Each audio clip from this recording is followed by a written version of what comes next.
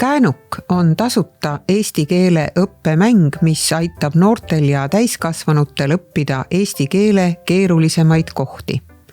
Täpsemalt õpetab keeleteadlaste loodud arvutimäng kasutama sihitist, mis kuulub ka gümnaasiumi riiklikusse õppekavasse.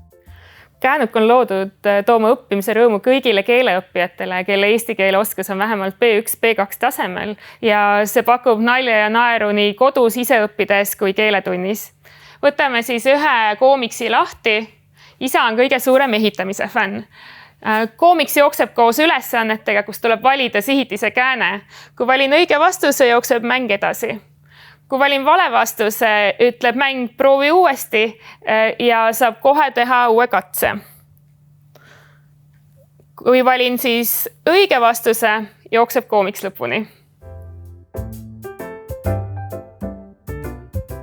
Seda 40 minikoomiksist koosnevat mängu saab mängida ainult arvutis.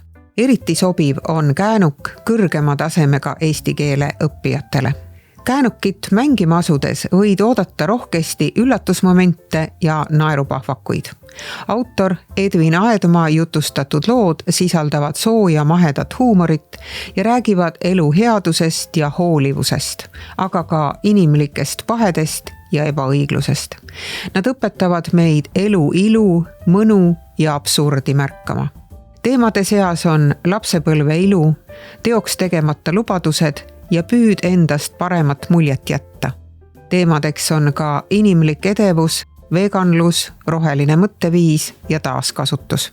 Kui sa ei oska mängides õiget vastust valida, siis vaata see järele õpilase abimaterjalist ja sihitise sõnastikust.